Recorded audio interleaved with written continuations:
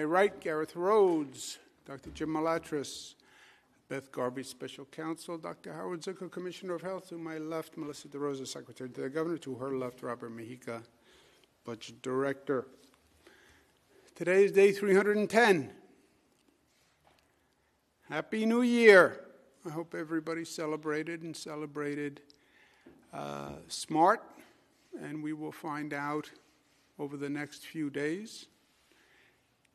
This is where we are today on the numbers. The positivity without the microclusters, 7.7 statewide.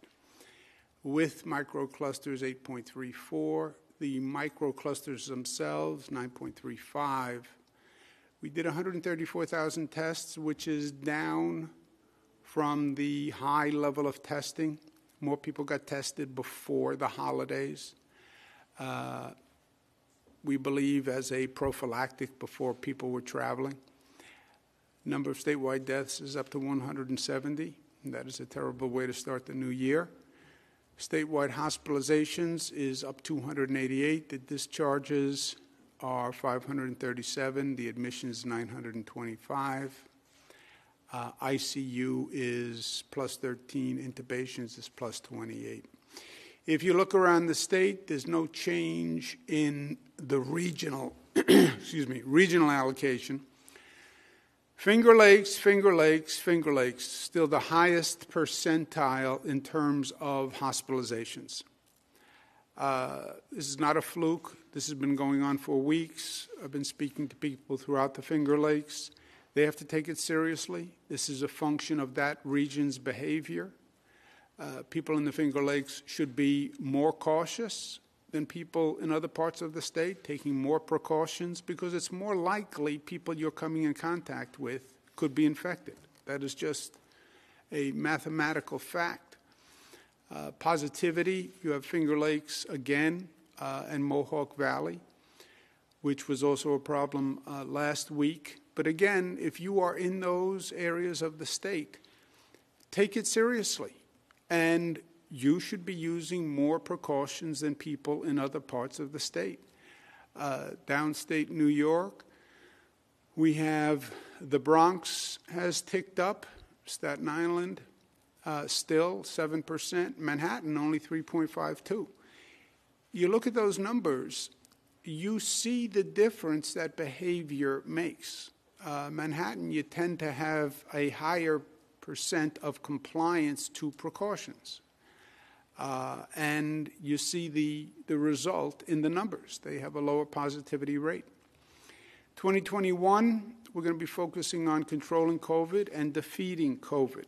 They're two different functions. Control the spread, control the virus, and then put a harpoon in the beast and actually defeat COVID. And we're working on both simultaneously. On controlling COVID, we are seeing the spike that we talked about here, that experts have talked about all across the country. We were warning about holidays and gatherings, and we're seeing the spike that came from increased social gatherings. It is a fact. Yes, we had the holidays. Yes, it was a long year. Yes, we want to celebrate. But when you increase social activity, you're going to increase the spread of the virus if people don't take precautions. That's what we're seeing in New York State. That's what you're seeing all across this country. And that's the growing numbers of hospitalizations, of infections, and of deaths, unfortunately. And it is a consequence of our actions. If you look at, really this started at Thanksgiving. Thanksgiving was the first holiday, right?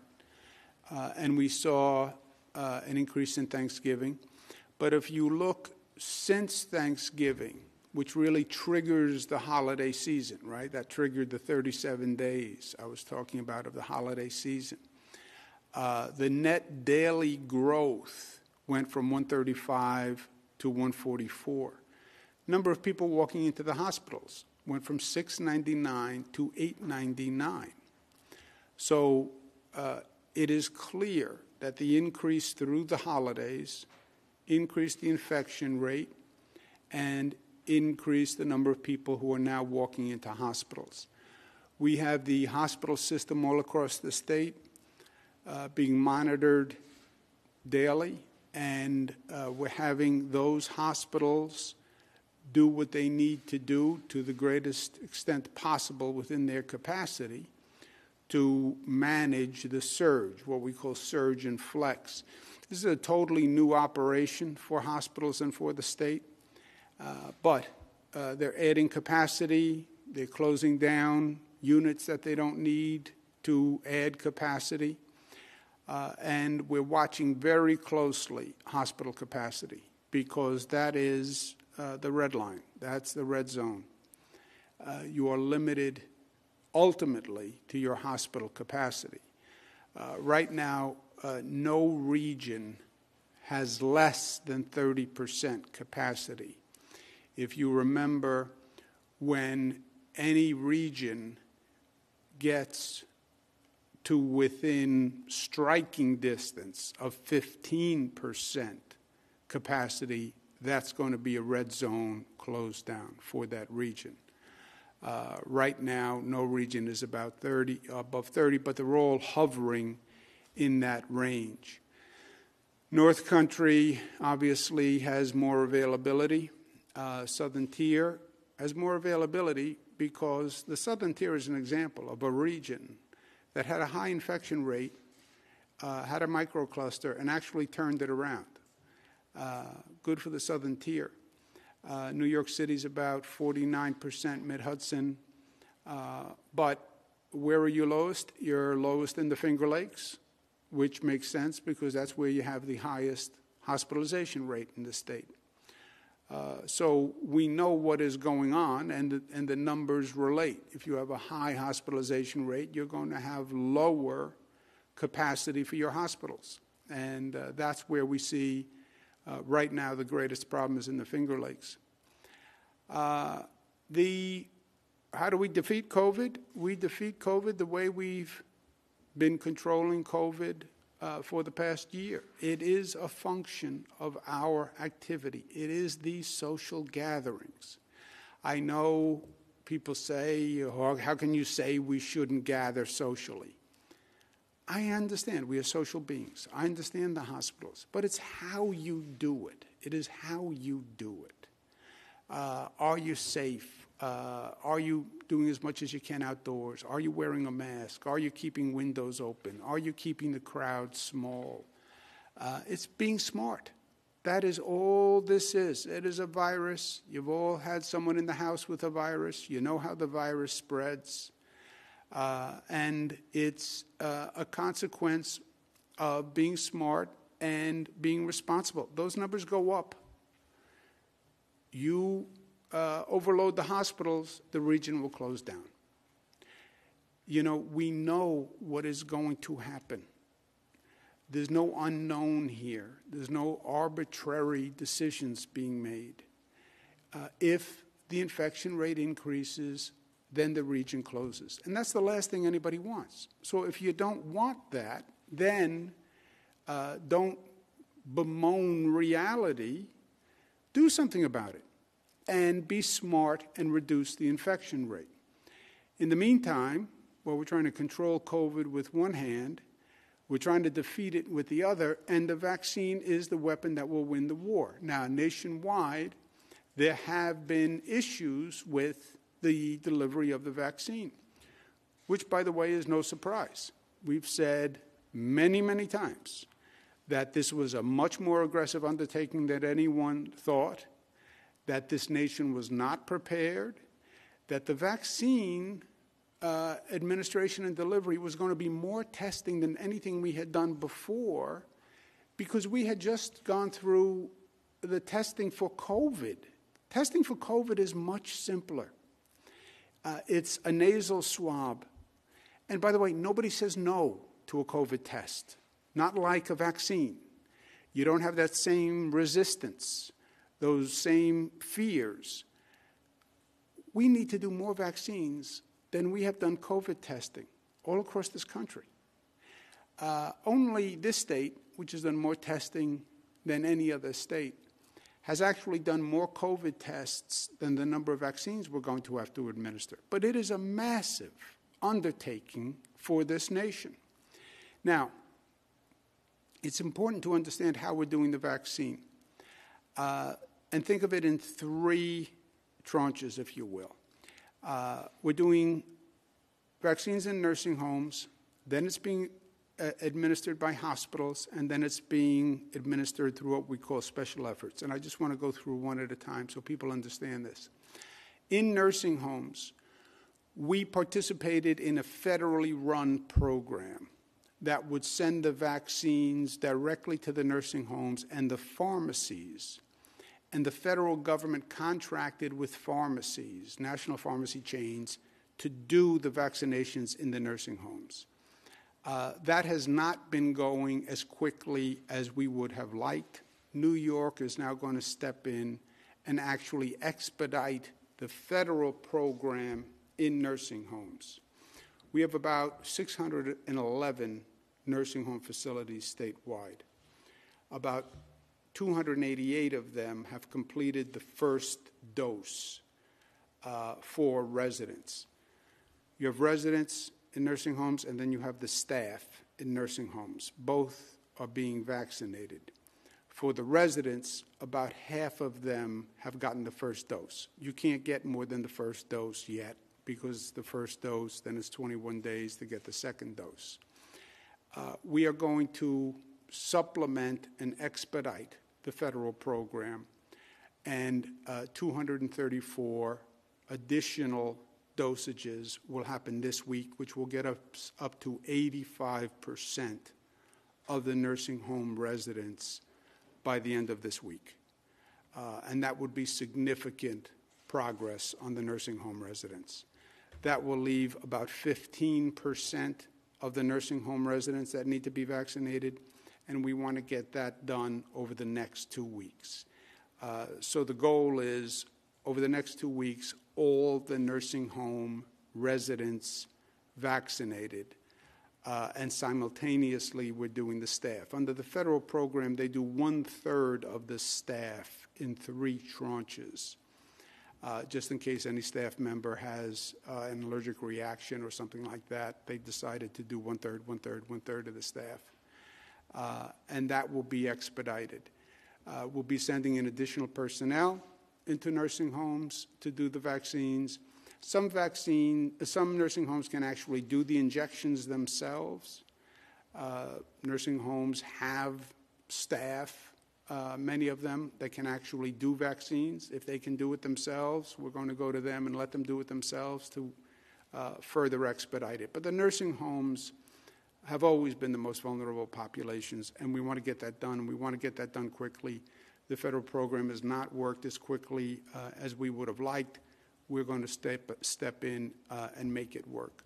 That takes us to the hospitals. The hospitals are doing the administration, and that was purposeful. It's also the federal guidance, but it keeps politics out of it. There are 2 types of hospitals in the state of New York. There are public hospitals and there are private hospitals. There were 194 total hospitals in the state.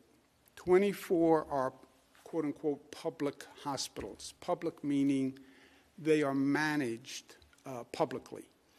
And 170 are private hospitals. So clearly the bulk of our healthcare system are our private hospitals.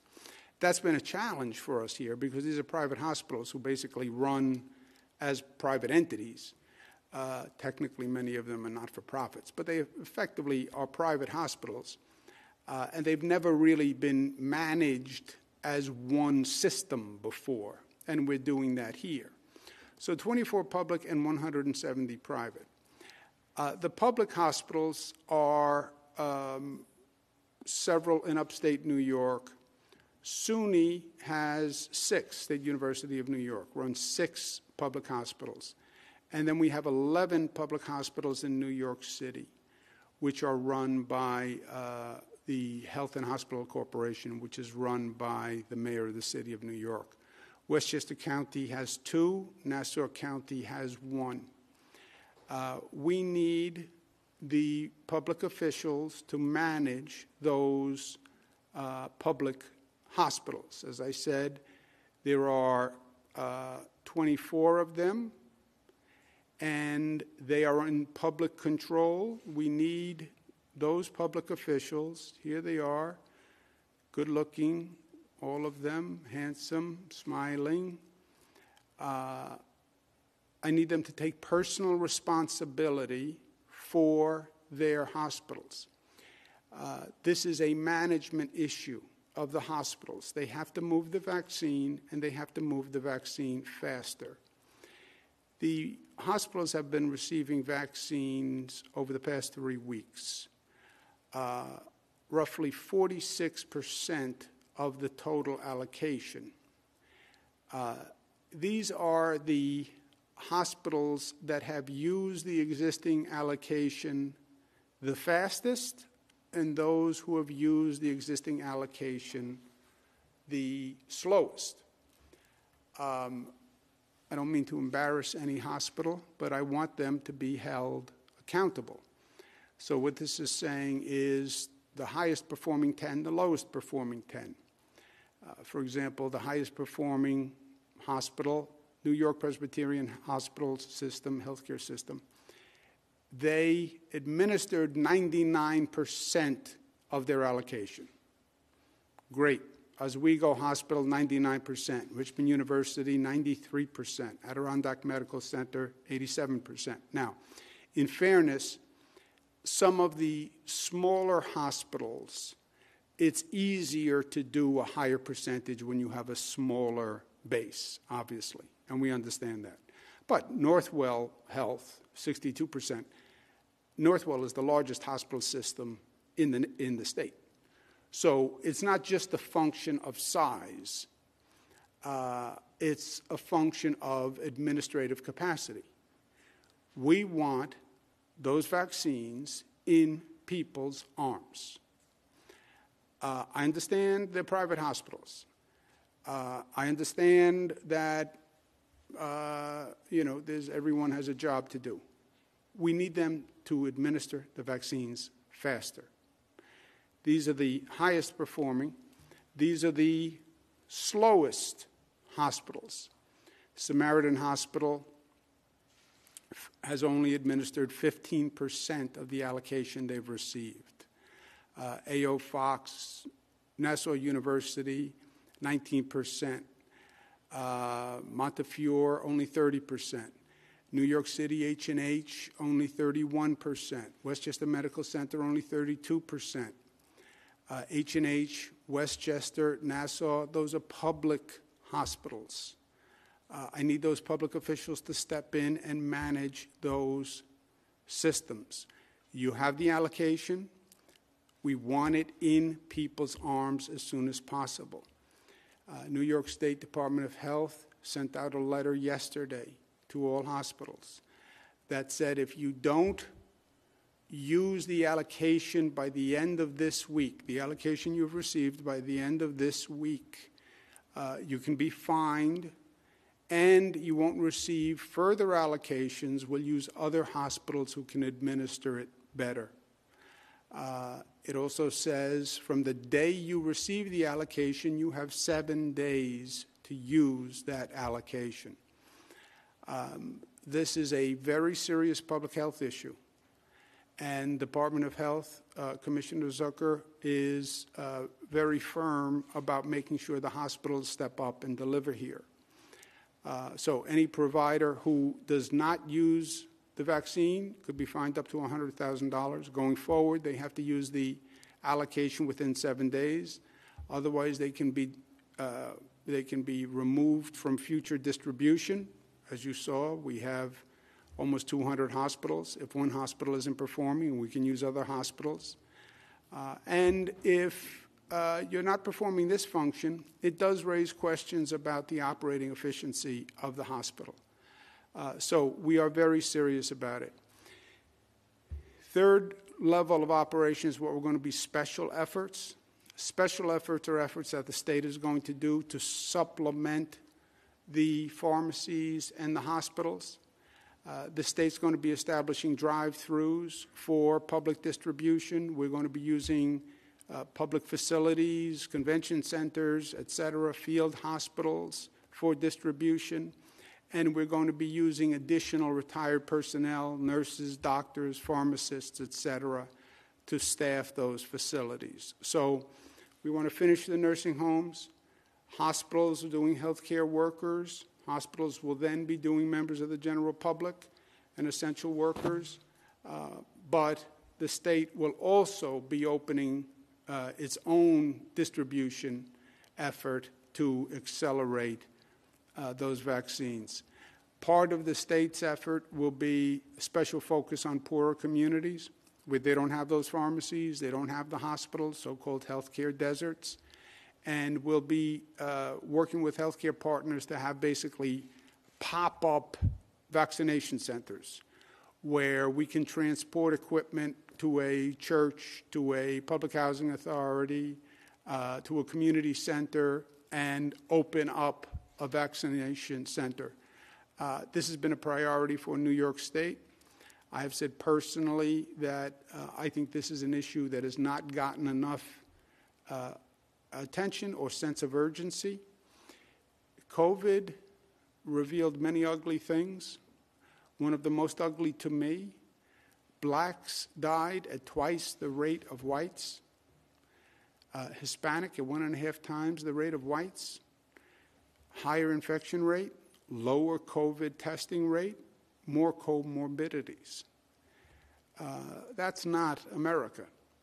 So to make the point about equality of distribution, I will receive my vaccine, and I want to receive a vaccine. I believe in the vaccine 100%, but I'm going to receive my vaccine when my age group is eligible and it's available in black and Hispanic and poor communities across the state through state efforts.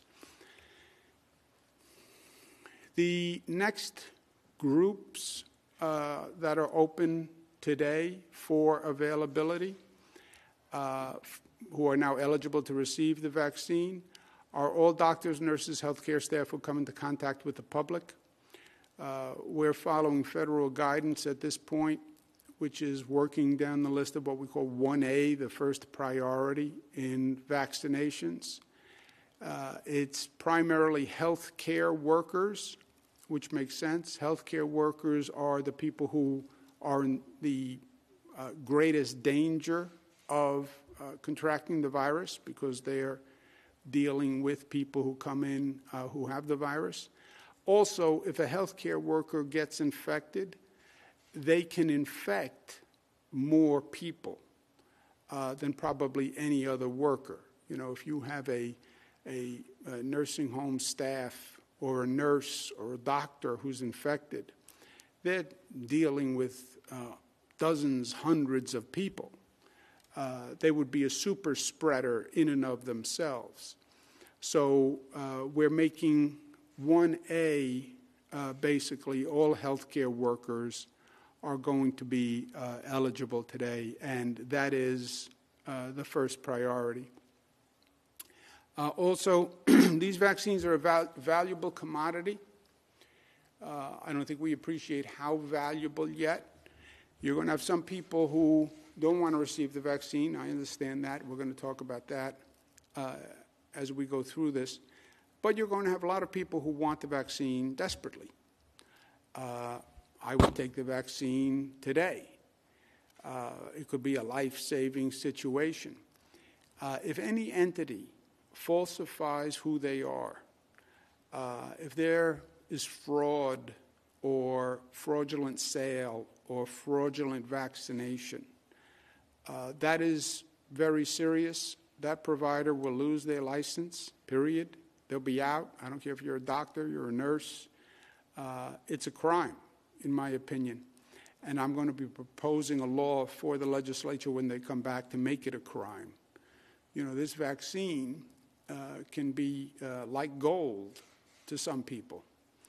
And And if there's any fraud in the distribution, you're letting people get ahead of other people or friends or family, or they're selling the vaccine, you'll lose a license. But I do believe it should be criminal, and I'm going to propose a law to that effect.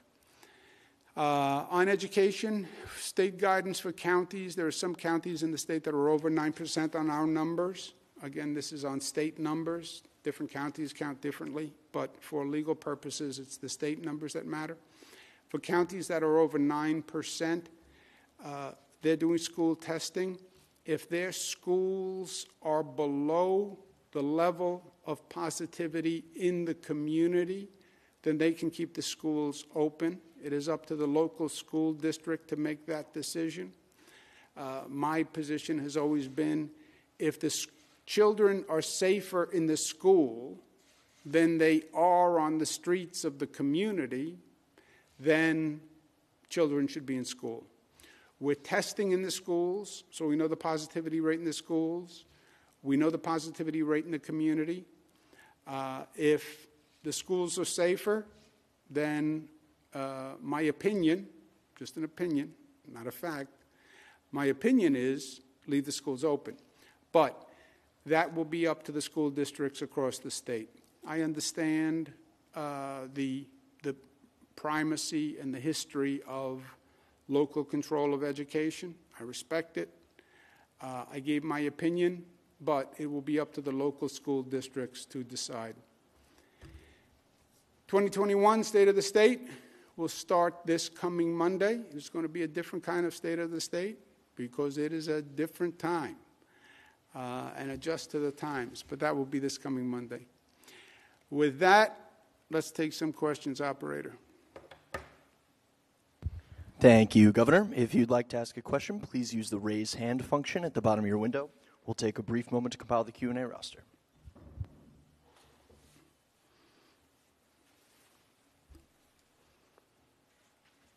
Governor, your first question comes from John Campbell from Gannett. John, your line is now open. Please unmute your microphone. Hi, Governor. Couple things here. One, on vaccines. On the one hand, you're telling hospitals to use their allotment by the end of the week or face a fine. But on the other hand, you're telling them if they mess up the prioritization, they could also face a fine. Are those competing principles there? And is that in any way slowing down the vaccination process? And then my second question is about the Finger Lakes and the Mohawk Valley. You're telling them to take extra precautions, but why aren't you imposing any additional restrictions in those areas if they are being hit harder than the rest of the state? Yeah, John, just stay with me. I didn't hear the second part of the first question. But just is the fines? You have one fine for hospitals that don't use up their allotment this week. You have another fine for people who mess up the prioritization or administer to people who aren't supposed to be getting the vaccine right now. Are those competing principles, and is that slowing down the vaccination process at all? I'm sorry, I got it. First, the hospitals have been given the vaccines for expeditious administration. If you have been given an allocation and you've only used a third of the allocation, then you shouldn't have the allocation. We have options, John. You have some hospitals that are doing 99% of the allocation, 60% of the allocation. They're much better at administering. I want to get needles in the arms, and I want to get that done as quickly as possible. If there are some hospitals that are better at doing that, then they should be doing that. If you can't do that within 7 days, then just raise your hand and say, I can't do this. Fine. We'll go to a different hospital. We know what hospitals are better at administering it. I'd rather have the faster hospitals administering it. The fine, and if you can administer it, if your hospital doesn't have the capacity, then just say that. But don't say, as a hospital, I can administer it, but then don't. That's why you would be fined. You would be fined for accepting an allocation that you can't administer or won't administer. You should just say, I don't want to participate in the program, which is fine. And then we'll give it to a different hospital. The second, quote-unquote, fine, that is not a mistake, John. I want to pass a criminal law to that effect. Criminal law is intent. It's not a mistake. It's not that you were defrauded. It's you engaged knowingly in a criminal act. You sold the vaccines because you could make money. I came to you and I said, look, I'm not eligible, but I want to skip ahead to the line, and I'm willing to pay you for that. That's a crime. I'm talking about criminal conduct, not a mistake. Or not that you were defrauded. If a hospital said, look, they gave me a phony driver's license, and they told me they were 75, but they weren't. I was defrauded. Fine. I'm talking about the opposite. I'm talking about an affirmative fraud using this vaccine. You will, mark my words, you're going to see fraud in this vaccine. You're going to see people selling the vaccine. We're already investigating cases of fraud, right? It's valuable. It's money. And you will see fraud. And before it even starts, I want to say to people, I understand the possibility of this. And I understand this is a valuable commodity. And by the way, it's going to become more valuable when people say, I really want it and I want to get ahead of the line. So that would be criminal. The main spread is now coming from social gatherings. I have said everything that I can say. We've closed and regulated every outlet that we can regulate. Some people have mocked me, made fun, a little picture of me looking in the window of a house, that I was so intrusive that I was looking into your home to see how many people you had at a social gathering.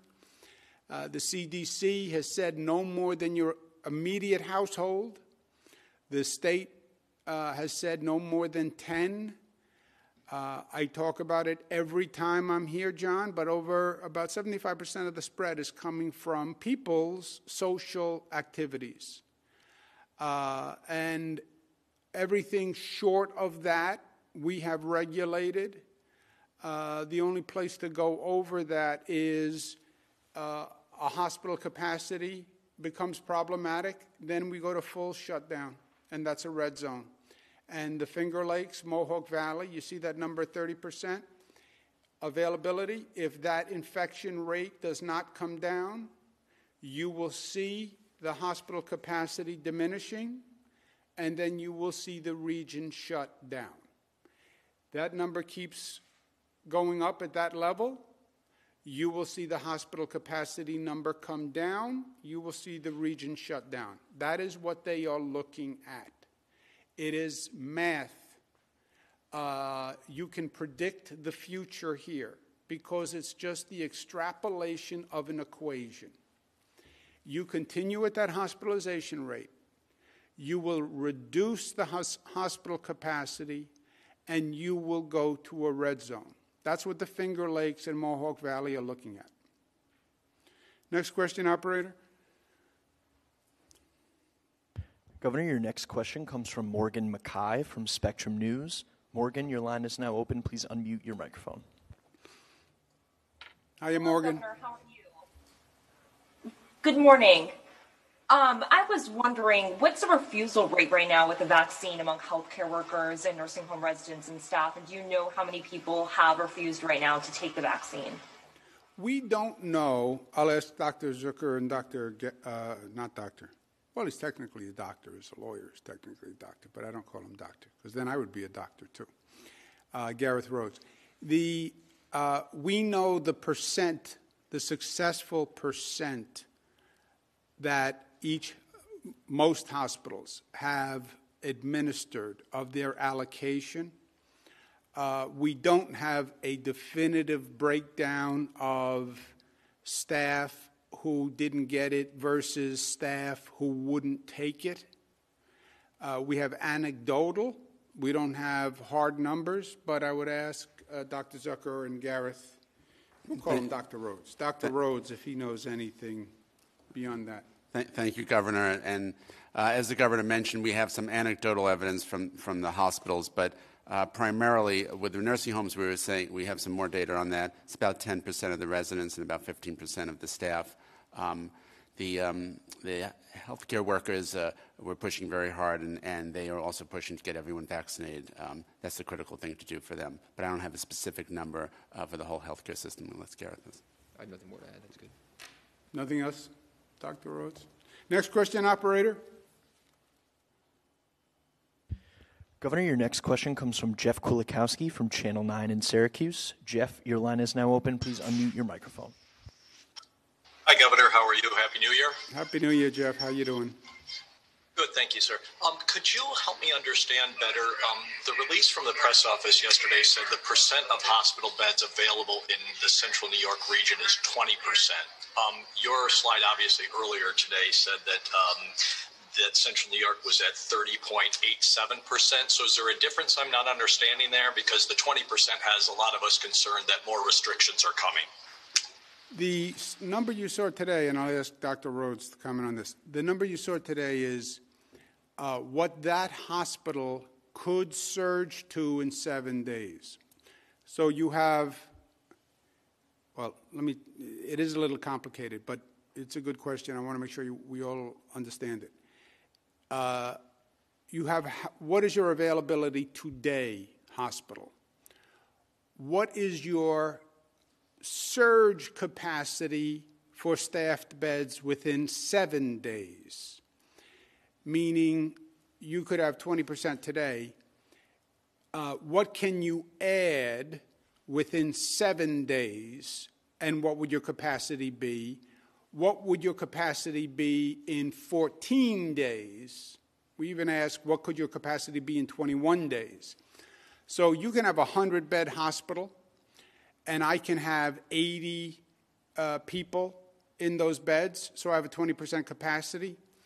But I also have an ambulatory center, and I can close the ambulatory center, and I can make those hospital beds.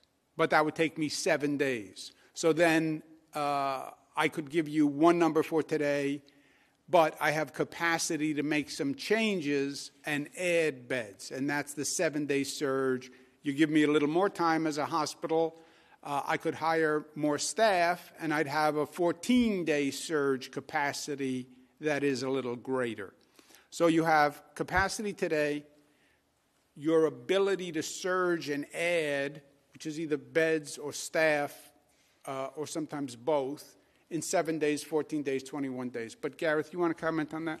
Yes, the Governor is exactly right. These are what the information the hospital gives the state every single day. This number of staffed acute care beds that are currently available, it's a number we watch very, very closely. We watch the rate of hospital admissions, what the growth rate is, and we can project that out. And then what can you build within 7 days? Again, acute care, staffed beds. It's an important metric to be able to know that these hospitals can provide the type of care to a certain number of patients over a period of time. So the Governor is exactly right in the way he described it. Okay, operator, next question. Anyone want to add anything? Correct anything? Misstatements, misfacts, miscues, misinterpretation? Operator? Governor, your next question comes from Dan Clark from PBS. Dan, your line is now open. Please unmute your microphone. Hey, Governor, can you hear me? Yes, sir, Dan. Happy New Year. Happy New Year to you as well. So you said something sort of ominous that next Monday will be the start of the State of the State. Can you give us any more details? Are we looking at more than one speech? Will it be done virtually just because obviously you don't want to have a super spreader event? What are we looking at for State of the State? Governor is super spreader. Now that would be a story. Governor super spreader, State of the State. It shouldn't be ominous, first of all, Dan. It should be intriguing. Look, this is a different year, and there will be no crowd. So virtual, whatever you call this. But obviously you can't bring a crowd together. There's no crowd, so you don't have a convention center. You don't have 1,000 people in the convention center. But actually, you have many more people paying attention to these types of communications than we ever did before for the state of the state. We have hundreds of thousands of viewers on this. But it will be different, and this is also a different kind of state, not just in the mechanism, but this is going to be a different state of the state because it's a more challenging year for the state, and we have more to do. So I'll leave it at that for now because I want to have a little suspense, not ominous. It's going to be good. I know you love to listen to my speeches and remarks, Dan, so it's going to be very good. Question, please, operator. Your next question comes from Kevin Tampone from the Post-Standard. Kevin, your line is now open. Please unmute your microphone. Hiya, Kevin. Hi, Governor. Given what you were just saying to John earlier on the zones, how should we think about the microcluster zones going forward? There hasn't really been much change over the last couple of weeks, either in terms of taking zones away or shrinking them or adding new ones. I know here in Syracuse we're hearing from a lot of restaurant owners and other business owners that are affected by the restrictions that are sort of wondering where things are going, when things might be lifted or whether more restrictions are coming. I guess I'm just curious for an update on how we should think about that at the moment. Well, Kevin, think about it this way. The question one, reduce restrictions. To reduce restrictions, you would have to see a reduced rate. Why would you reduce restrictions when you see the rate increasing? What you're seeing is despite the restrictions, the rate is increasing. Experts will tell you, and I believe, without the restrictions, it would be increasing faster. If the rate continues to increase, you're going to run into a hospital capacity issue. That is a function of math. When you run into a hospital capacity issue, then we have to close down the economy. And Kevin, well, we don't want to close down the economy. That's terrible. It is terrible. It is. And yes, that is a last resort. But that is a function of our behavior. The Finger Lakes, you see for weeks the numbers going up. You see the positivity rate go up. You see the hospitalization rate go up. You see the hospital capacity go down. That is going to lead you to a close down. There is no alternative. So people are in control of their own destiny. This is not government. This is social behavior. New Yorkers brought the COVID rate down. And if New Yorkers are not careful, the COVID rate will go up. And we restricted everything we could. I'm not going to reduce any restrictions in a region where it's still going up. And if it keeps going up, and social gatherings are 75% of the cause, and they have pictures of me looking in the window and into people's homes, if the rate keeps going up, then you're going to reduce hospital capacity, and it's going to be a red zone. Operator, let's take one more question. Governor, your last question comes from Shannon Young from Politico. Shannon, your line is now open. Please unmute your microphone. Hi, Governor. Happy New Year. Happy New Year, Shannon. So just wanted to get a little bit more details on sort of what the issue is right now with the hospitals in reaching the vaccination levels that you would like to see? Has it been the priority issue? Has it been people refusing to get the vaccines? Or has it been sort of a supply chain cooling issue? And then how many vaccines have been administered in the state as of today? Okay, about 300,000 vaccines have been administered. I've spoken to dozens of hospitals. I may go to medical school after this experience. It's all of the above, Shannon. There is no one cause. But let's just remember what we're doing here. The federal government set guidance on prioritization of who should receive the first vaccines. We agreed with the federal prioritization on the top priority, what they call priority one, hence top priority. Priority one is inarguable. It's all healthcare workers who come in contact with the public. Why? Because they're most likely to be infected, because they're coming in contact with the public, and they're most likely to spread the infection, because they come in contact with the public. And I'm going to ask Dr. Zucker to comment on this. Look, you're going to have a lot of people who I could argue are a top priority. Police are top priority. Bus drivers, subway operators, firefighters, right? But healthcare workers on the numbers come into contact with more people and are most in a setting where they could get infected. The hospitals get the vaccines.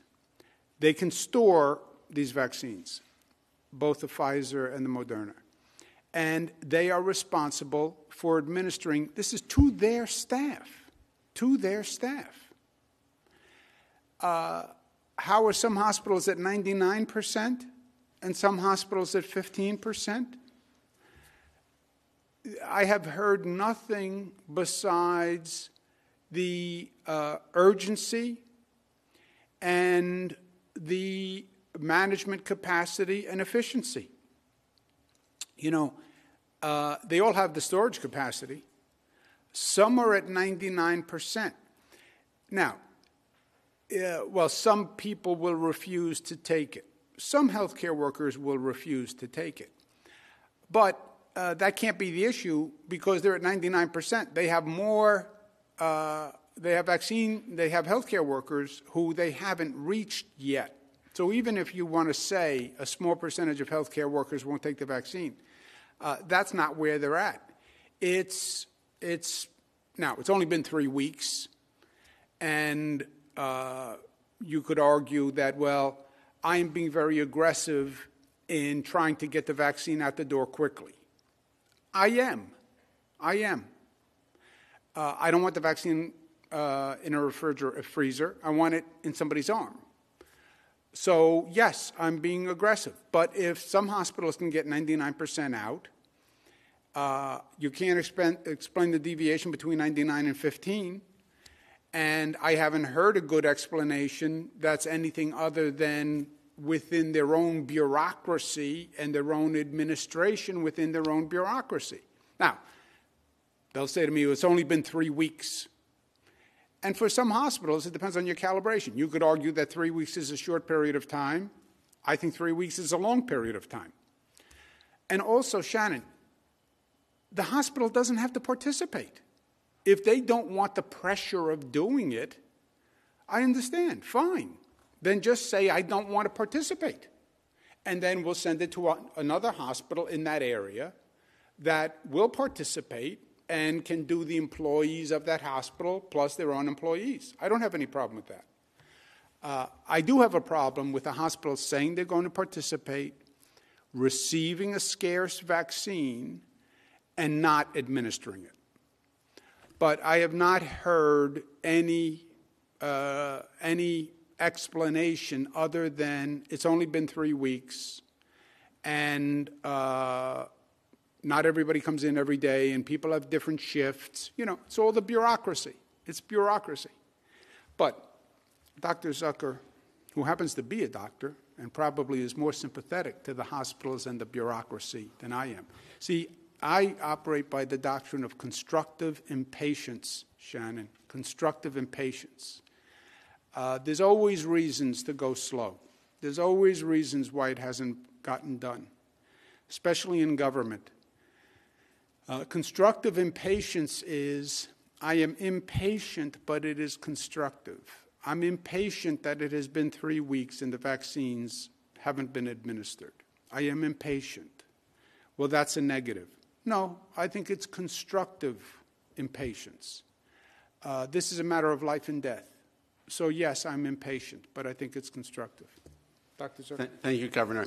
So I think part of this also is a sense of urgency, as the Governor mentioned. The hospitals that are sitting at 99%, there's a sense of urgency within the hospital to move things forward. And having worked in hospitals, when you feel there's a priority, you push and you move it forward. So those at the top end, obviously, there's a sense of urgency there. On the other end of the spectrum, if you look, there's the 15%, there's a 32%, 31%. So, for example, in the H&H system, you have the mayor runs the H&H system, the Health and Hospitals system. So they have 23,000 eligible employees. 12,000 of them have been vaccinated. They've received 38,000 vaccines. So those other 11,000 employees need to get vaccinated. There needs to be a sense of urgency there. And as the governor mentioned, the issue is that those employees, whether it's in the system, the H&H system, or any of the other hospitals, they are the front-facing healthcare workers. They are sitting right opposite a patient who has a medical condition who, if they get COVID, are more likely to get ill, end up in the hospital, or stay in the hospital and, unfortunately, potentially die. So there is the sense of urgency, and I urge everyone to recognize that this is a high priority in the hospital system all across the state. And Shannon, let me just double down on the constructive impatience. We're doing healthcare workers as the first tranche. First, we want those healthcare workers vaccinated for their safety and the safety of the public. If you are a nurse who is doing COVID testing, nasal swabs, if you are infected, you could come in contact with hundreds of people in one day. They have the greatest probability of being a super spreader. So, yes, constructive impatience to protect the healthcare worker and to protect the public who the healthcare worker is dealing with. That's why healthcare workers are the first priority. And constructive impatience because we want to get through the healthcare workers so we can get to the next tranche, which are the police and the bus drivers and the train operators and people with comorbidities and older people who are most vulnerable. We have to get down that list to get to people who are very vulnerable today. So yes, constructive impatience. Thank you very much.